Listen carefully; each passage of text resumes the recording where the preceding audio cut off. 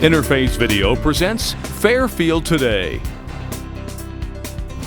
Brought to you by Fairfield Federal Savings and Loan, Fairfield Medical Center, Fairhope Hospice and Palliative Care, the Fairfield County Board of Developmental Disabilities, the Frankie Smith Funeral Home, and Ohio University Lancaster.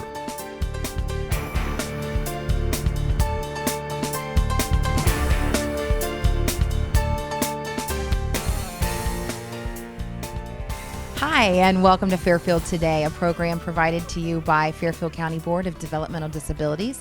I am lucky enough to be your host, Temple Custer Montanez, and we've got a really unique opportunity today, one that I don't think many people in the county have had the opportunity to do. I am inside Strohs School. I know a lot of people in the community are familiar with Strohs and the individuals that are served here. Currently this year there's close to 55 students being served at Strohs School. But maybe you haven't seen the inside of Strohs School and to see what really goes on here. And in addition to that, the tremendous advancements in technology and the outstanding staff that works with these children every single day. So with me this morning, I have a couple different people here. I have Megan Rolls. Hi, Megan. How are you? Great. Thanks for being here. Thank you. Thank you so much. And tell me your name. Lauren Sullivan. Lauren Sullivan. And Lauren, what's your title? I'm the teacher for this class. Okay. And this particular classroom is age? 15 to 17 with a junior room. Okay. Oh, you guys are big kids. The big kids. All right. And I'll let you introduce yourself as well. Hi, I'm John Wagner, the physical therapist. And John's pretty well known, I think, around Fairfield County and the tremendous work that he's done with individuals. And then I'm going to introduce you to some pretty amazing kiddos here. All right. And I'm going to, all right. Well, I guess we'll start with Elijah. This is Elijah. And how old is Elijah?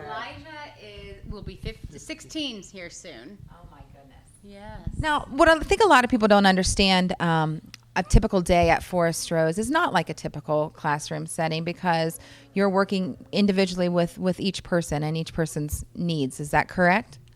Yeah? Okay. And so some of the devices that we're seeing here, John, you were just telling me, explain a little bit about what these devices are and what this portion of the day entails. Sure. These are called easy standers. They start out. Elijah on out here. We can even see a little bit here. Sure. All right. We'll push them out. In fact, I'll show you. It starts out. It's a hydraulic chair that we put them in while they're sitting, and we can then stretch them gradually upright. Elijah was stuck with his knees lacking 30 degrees of flexion or of extension at the beginning of the year 2 years ago, and then putting him in this every day, we can crank it up very slowly and stop wherever his limitation is by comfort or whatever. And then we have gradually over the year gotten him to where he is fully extended. And so it's been a far more effective way to stretch him. It's predictable. With me cranking him by hand, he could be a little nervous about how far am I going to push him? What am I going to do? Elijah, you don't look too nervous to me. This is very easy for him to handle because it's quite predictable and stays. And look at him. Yeah. He's all the way up. Fantastic. And he's very comfortable in it. Great job. But the beauty is it's being used in the classroom every day, so he's in essence getting therapy, not just with me. Right. But the teachers follow through, and he's getting therapy and every this day. is a workable surface for him as Yes. well, so he can Works as a school eat off desk. of that or work as a desk. We do have kids, some kids eat in standing, and the gravity feed seems to help too, whatever. Well, yeah, absolutely. And this looks like a similar device here. Bonnie's in a different one. It's a little Good morning, Bonnie. How old is Bonnie? How old are you? Don't say 8. Yeah, I was told that 8 was her favorite number. How old are you? 15, right? 15. Yes, and she's got some bling on her wrist here today, too. Now, I have to tell you, when I came in this morning, that Bonnie was not quite that vertical, and so I was told that she's making a little extra effort for us this morning to show us how she's doing in her device. Does this device differ at all from the other? It has separate knee controls, so there's a little more control on this one. It's a newer model and a little more advanced with some of the controls, which is nice.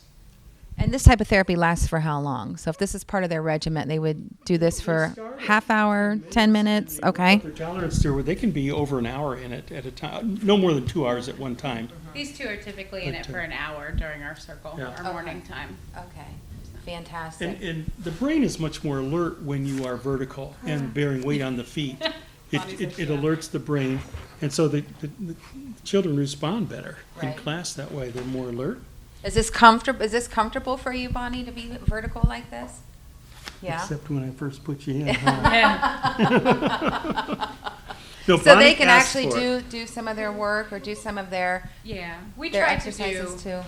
because each of these kiddos have, or these teenagers, I should say, Yeah. each of them have a communication device as well. Yep, you have something similar that would go on something like this. So we try to do more group instruction like this, and then we have to do one-on-one with their communications. Help you, Okay. help you what? So Fantastic.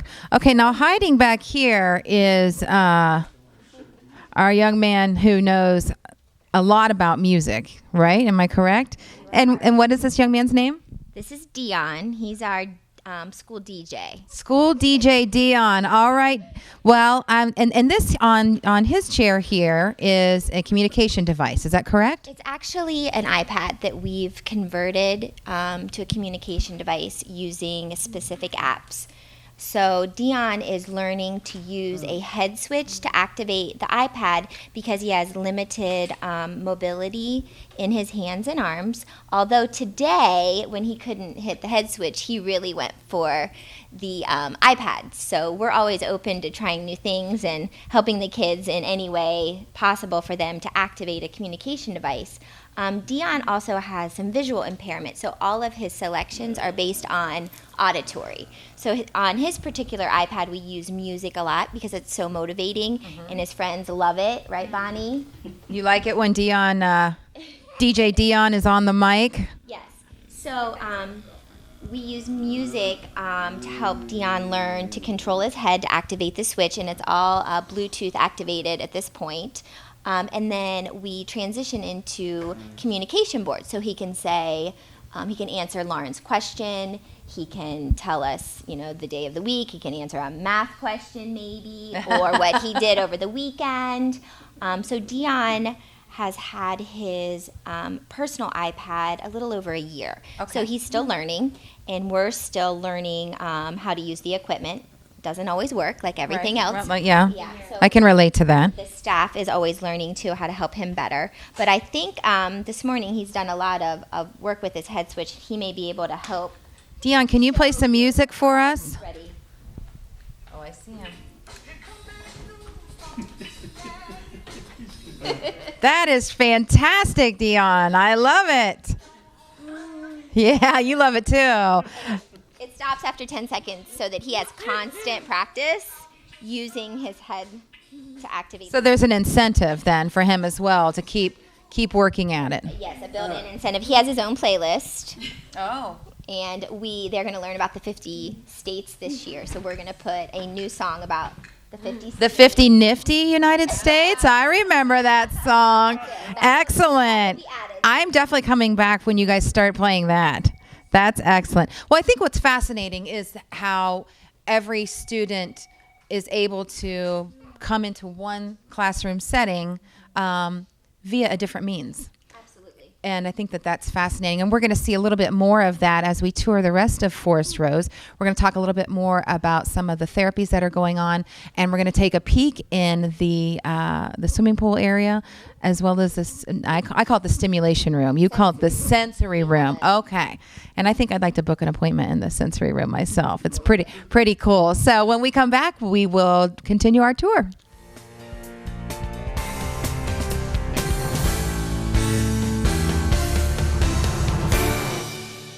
Hi, and welcome back to Fairfield Today. And I am your host, Temple Custer Montanez from Fairfield County Board of Developmental Disabilities.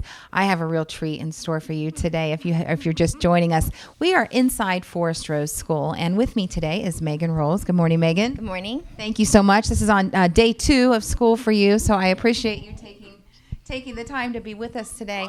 Megan, tell me a little bit about what your role is here at Strohs. I am a full-time speech therapist here, and I work with students age 3 through 22.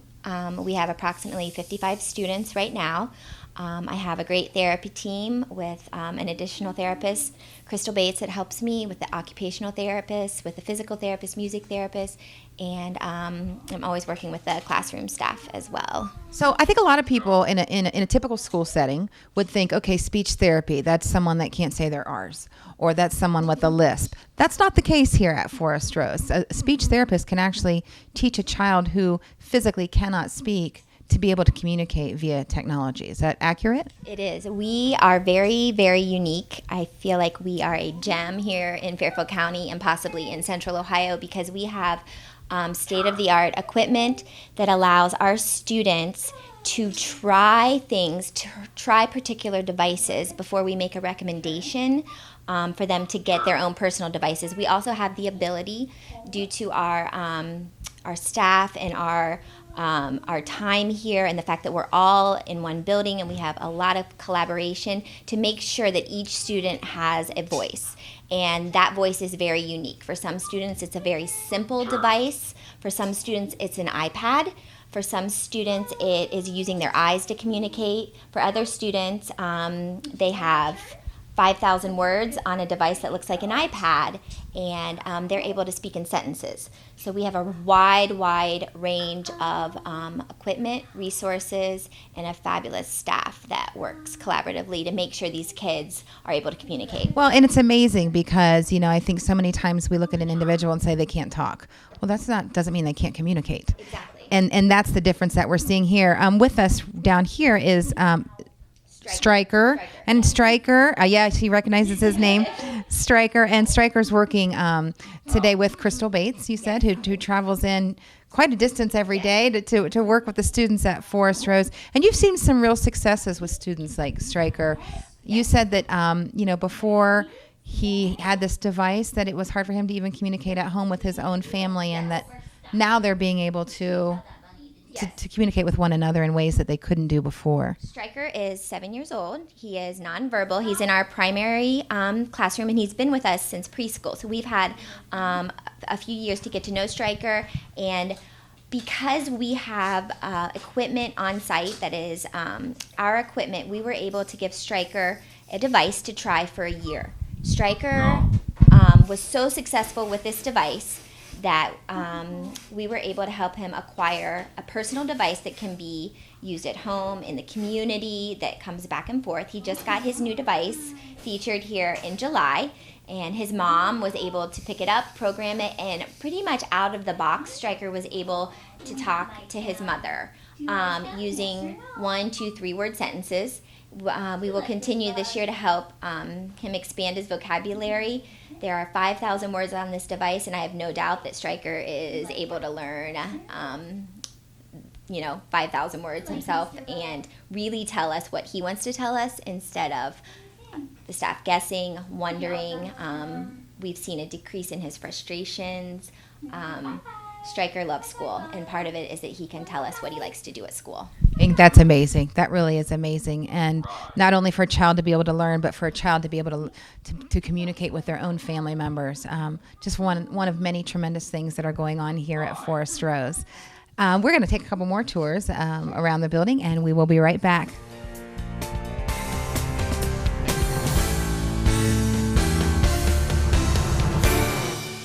And welcome back to Fairfield Today. I am your host, Temple Custer Montanez, and today we are at Strohs. And not only are we at Strohs, we're getting sort of an in-depth, really cool look at some of the new and innovative and personalized ways that we're being able to watch the children here flourish and the students here flourish. And I am in probably personally my favorite room in Strohs, which is the sensory room.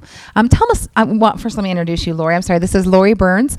Lori, tell us a little bit about what is a sensory room. What does that mean? Well, we're very excited to have our sensory room up and running. It's a multi-sensory environment, so it's basically looking at the visual, auditory, and tactile, those 3 senses, and then pulling in, it's a controlled environment. So where our kids in the classroom may be exposed to things just at random, based on what other kids are doing or the lights are flickering in the room.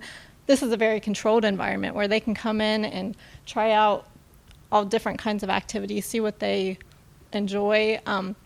For some of our kids, especially like on the autism spectrum, they get overwhelmed by all of the sensations in the classroom. So coming into this room where we can dim the lights, we can turn on music that's calming, we have a water bed that they can lay in and try out, and it's also connected to the music so they feel the vibration and can get that input into their body. There are just so many different ways that this room can be used, and we're really looking forward to having the kids try it out. Yeah, that's fantastic. And I think what I like best about it is there's an element of positive reinforcement with this room. So while there's some really cool lights going on, these are fixtures that students have the ability to change the color, to change the motion.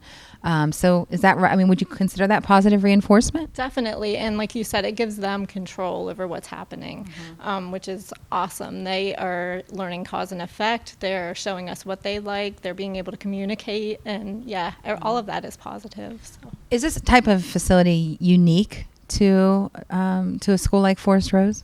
I don't know as far as a school like Forest Rose, but you definitely don't see this type of environment in a public school or anything. To my knowledge, in Fairfield County, there isn't another room like this. And I've been told we're lucky enough to have this through some pretty great donations from the Eagles, and we're very, very blessed and thank the Eagles for that as well.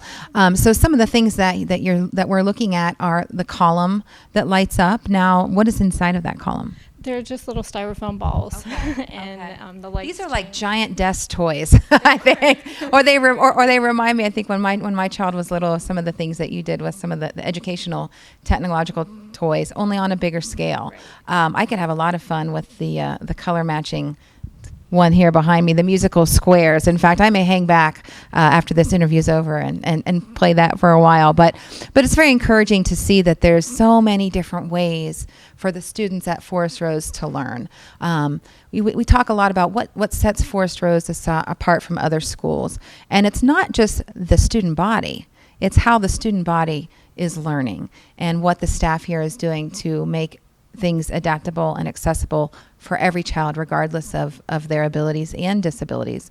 And I think that's amazing. Right. And I think part of the beauty of this room, like I had said, you could bring kids in here to work or to look at helping them calm down, but you can bring activities in here as well. So this could be the space that they're actually learning in, and on top of all of these fun things that you can do in here, it's just another location in the building to get away from that overstimulation of the classroom that so many of them just can't handle. Oh, that's amazing. Well, thank you for all the work that you're doing here.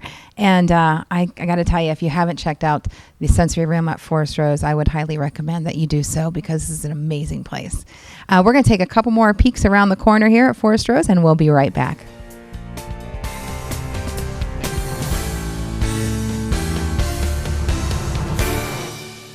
And welcome back to Fairfield Today. I'm Temple Custer Montanez from Fairfield County Board of Developmental Disabilities. And what we're looking at here is the new acoustic panels in the Forest Rose Gymnasium. And Dave, you said that those reduce the noise by about 75%. Is that correct? Approximately, yeah. So they're completely around the top of the gym. So it took a while to install them, but it was well worth it, because the sound used to just bounce from wall to wall because it's painted block cement, and that's just not conducive to hearing quality. Well, it's a great space. I know a lot of people have seen inside of the gymnasium, and it is open to the public, incidentally, and available for bookings. And I have been allowed the backstage pass into Forest Rose School today, and I'm so happy to be here. We've seen so many great new innovative ways that we're teaching the children in our community at Forest Rose. With me is the Director of Educational Services, Jody Blaze. Hi, Jody. Hi, Temple. Now, a lot of people might call you the principal, right? But that's not. That's sort of. We actually have someone who's a supervisor of student services, Kathy Hunter, who's more like the principal. Okay. So I have a little bit larger charge of incorporating things into the community. All right. Well, Jody's a very familiar face around town, as is Dave here, Maciosi, to my right. I guess you're on my right here, Dave. Nice to see you. How are you? Oh, we're getting warm in here, aren't we? Yeah, we are getting warm. Well, yeah, kids are back in session, but we're at the pool. However, the pool happens to be inside Forest Rose, and what a phenomenal, I'm sure, physical therapy type of device that you have here with the pool. What other things do you use this for? Is it a reward? What kind of uses do we have here? This is actually a space where it helps us to get the conditions right. So above and beyond the physical motor needs of helping kids learn to walk and move within a pool area, weight supported wise, you'll see that we have a number of materials on the side. Some of our kids need this for the calming effect. So for our kids with cerebral palsy, certainly when they're very tight, this water temperature is 92 to 98 degrees. Wonderful. So it helps them to really relax so we can work on the motor things, but it also calms our kids who just need to feel better about themselves. So we brought the music therapist in here to work. We bring things out to work on with the children, and it is very much a calming thing. We also do some things with our more typical students, where Dave actually teaches them to put their face in the water, blow bubbles, use a kickboard. So kind of some. So Dave, you spend a lot of time in the pool then, right? Yeah, about a third of the day sometimes. So, that's yeah, neat. That's yeah. neat. Now, I've been here before and watched you work with individuals in the pool. What do you think is the most rewarding part of that? I think just seeing the improvement they have. Some kids they get confidence, learn to walk in here actually. They don't have enough muscular strength to sustain themselves, but in the water, the buoyancy helps. So they come a long way, and we do the different types of therapy activity in here, games and stuff like that. But basically the muscle relaxation, which Jody mentioned, is one of the big items that that's kids fantastic. can get in and relax and enjoy it. And because this is a community facility, you said you've even had other people in the community that have come out and used the pool for other reasons. We have an arthritis group that has been booted out of a few places and needed really the water. Are they a rowdy group, or they? They're not too rowdy. They move kind of slowly. But these are folks who really benefit from the heat of the water and are able to feel better in their own skin because of that. So this is an exciting space. It is something that we feel we want kids to be able to access when they need it. So if they need to help de-escalate and they're feeling not right in their skin, we had about 30 people who went through 30 hours of shallow water certification training, so that if it's not their assigned day to swim in the pool with Dave as the lifeguard, other people can come in one-on-one or with a small group. So it's available whenever the need arises. Well, that's fantastic. Well, I have to tell you, this has been a fascinating morning at Forest Rose and the things that are going on here. And I do hope that you and the community take the time to get to know the inside of Forest Rose. Many of us know about the outside or may know of some students, but the goings on here are absolutely earth-shaking, I think. And we are happy to provide tours. Even if you just drop in, I'd be happy to show you around. Thank you.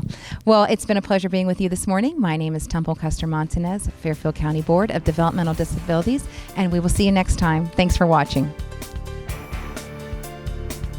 Interface Video presents Fairfield Today. Brought to you by Fairfield Federal Savings and Loan, Fairfield Medical Center, Fairhope Hospice and Palliative Care, the Fairfield County Board of Developmental Disabilities, the Frankie Smith Funeral Home, and Ohio University Lancaster.